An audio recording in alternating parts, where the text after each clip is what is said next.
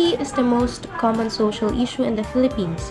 According to Britannica, poverty is the state of one who lacks the usual or socially acceptable amount of money or material possessions. Poverty is said to exist when people lack the means to satisfy their basic needs. Philippine Statistics Authority or PSA recorded that 18.1% of the total population in the Philippines are experiencing poverty, which translates to 19.99 million Filipinos as of 2021. When we say basic needs, these are the important things we need every day in order to live, such as food, clothes, and even shelter. The total number of Filipinos as of 2021 is 110.8 million, and about 18.1% of it are people experiencing poverty. These are some illustrations of poor Filipinos. As you can see, they are asking for food, they do not have decent clothes, and even sturdy houses. Poverty can negatively impact the education of students. As a result of the limited resources available to support student success, poverty has a direct impact on academic accomplishment. And various research have shown that low socioeconomic position and low achievement are related. It has been widely documented that growing up in a household below the poverty line is associated with lower academic achievement, fewer opportunities, and lower level of cognitive development. Lack of money and resources greatly affects the academic performance of students. Their opportunities are lower than those financially able families. They cannot go to famous schools that surely have complete equipment for students to attain more knowledge and skills.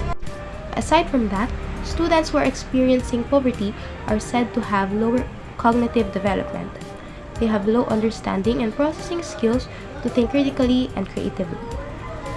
There are a large number of people living below the poverty line, and since sending your child to school requires money, these children are compelled to find something else to do besides attending school, such as begging, scavenging, and even working for pay in order to support their families. According to the data from the National Statistical Coordination Board and the Department of Education in the Philippines, 1 out of 6 children will not attend school. Additionally, just 7 out of 10 children will finish elementary education. Only 4 of those 7 children will graduate from high school, and only 1 of those 4 will go on to college. The main cause of this is poverty. Some students tend to choose working rather than to study because studying requires money and resources, and instead of spending their money on that, they choose to work to sustain their needs of their families and lessen their expenses. For most of these poor households, only about 60% of the family members have education up to elementary school. As a result of this, over 18.4 million Filipinos are living in extreme poverty, surviving on an average budget of $1.25 per day. Most Philippine parents that are unable to meet up with the financial needs of their children often send them out to work on the street or factories. According to the Philippine Statistics Authority, 3.6 million Filipino children aged 5 to 17 are child laborers. This figure alone compromises roughly 15.9% of the total Philippine population. It is common for us Filipinos to have many children, so some of them are unable to complete their education due to financial difficulties. And most of the parents who experience poverty are no longer able to support their children's education, so instead of studying, they just go to work to support their daily needs. Poverty and education are inextricably linked. Not every person without education lives in extreme poverty, but most adults living in poverty miss out on a basic education. Poor people stop going to school because they have to work, which leaves them without the literacy and numerous skills needed to improve their situation. With little income and few options, their children are also more likely to leave school, perpetuating a cycle of poverty that spans generations. This is unfortunate because the most important way that education affects poverty is that it can help to end it. According to UNESCO, if all students in low-income countries had just basic reading skills, an estimated 171 million people could escape extreme poverty. If all adults complete secondary education, we could cut the global poverty rate by more than half. Poverty and education cannot be separated. Because of poverty, many children are unable to study or graduate. They need food more than learning, so there are many who do not know how to read or write because they prioritize work over studying. Due to lack of money, many children tend to choose working to buy their daily essentials rather than to attend school. Therefore, the intellectual capacity of the youth decreases due to the lack of education. Many students really want to study despite not having enough money to support all of their needs. Some students are experiencing having a small amount of money only for transportation fare and nothing will be left to buy food. Hunger affects the psychological state and prevents the development of the brain of a person. A student won't be able to focus and understand the lesson. Number 3. If the student really wants to pursue his dream and continue studying, but his family does not have enough money, his parents may fall into the debt just to support his needs. Many young people want to go to school and fulfill their dreams, but because of poverty, they are unable to do so.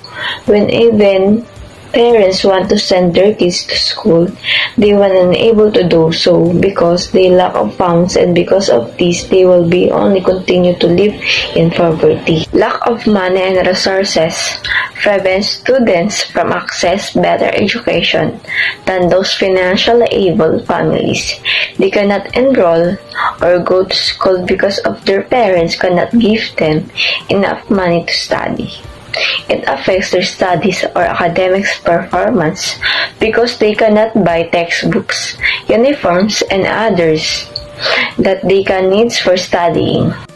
Even while our government still offers free education for all, it is not enough since there are still many expenses to be covered, just daily bus fees, textbooks to purchase.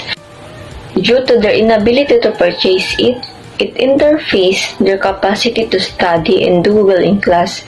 Their parents are not able to give their children a better education than those families that can be because of lack of funds and resources. Good day everyone. This is our solution number 1. The out-of-school youth are having difficulty understanding academic matters.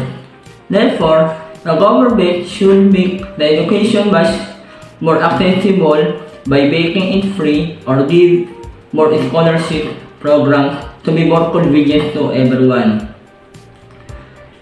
Due to the large number of out-of-school youth who struggle to understanding academic material, the government should provide an educational program that will assist every learner, such as free education or scholarship. This will allow everyone to have greater access to education and stay on track. For our second solution, hunger affects the different aspects of our body and the development of those. The school should make more feeding programs for every student with a delicious and healthy meal on it, for them to become more healthy and active for their academic activities and other personal duties. Not all students are receiving the right amount of food and its nutrition on their plates at home, so it would be a great help to our children's health if their second home would do so. If you have watched the new historical drama Maria Clara and Ibarra, there's this one line that Ibarra have said: "Hunger brings insanity." It affects our body's development and performance. The schools and universities, either private or government, should make the feeding programs much bigger and better. We often see this kind of programs in elementary and preschool, but how about our students in high school? They also need the nutritional value of foods for them to be more active. Solution number 3. The government should conduct more job fair our fellow men, especially the ones who are suffering from poverty. Many Filipinos are undergraduates because of the lack of money, so the job qualification that the agency would offer should not be that hard for them. The government should implement a job fair program that provides various jobs to Filipino citizens, particularly the poor. Many Filipinos have not completed their education due to a lack for resources or money. As a result, it is suggested that employers that qualifications that are not difficult for applicants to meet. Lastly, for our fourth solution, the schools and universities should make the educational necessities much cheaper and convenient. It will give stability to the students' financial matters. Their needs on other things will be addressed if it happens. The government are also offering vouchers to our students that made difference into their previous education. The burden that the students have been experiencing will lessen if the education sector will focus and provide more educational services. They should also give attention to the students who are suffering from poverty and academic crisis because this is the right of every children in our world. For our first recommendation, the people in charge of the government will take action to make this happen since they are the only ones with the authority and capacity to provide assistance to individuals in need because they have a founding source to do so.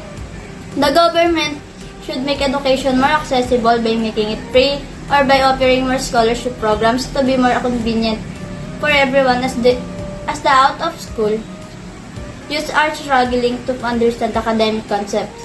The pupils will obtain in-depth understanding for their subject and also assist them get a clear perspective on this by reaching out to kids in different sections of the country and utilize diverse tactics.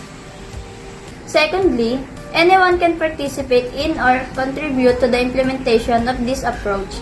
The government, the school, and we ourselves can be those who live up life. In order for kids to be more active and healthy for their academic pursuit and other responsibilities, schools should implement more feeding programs. They include a pleasant and nutritious meal for each student. It would greatly benefit our children's health if their second home provided appropriate quantity and nutrition of food for them, as not all kids are getting this on their plates at home. For our third recommendation, to guarantee that workers have enough money to satisfy their demands, notably for the education of their children, and to ensure that they also meet the minimum wage requirements. They should expand the number of positions available for application and enhance worker earnings. Lastly, the schools must consider that not all of the students are able to sustain their needs. The schools must reduce the amount of fees for books and uniforms. This will help students who are experiencing poverty to have more convenient education.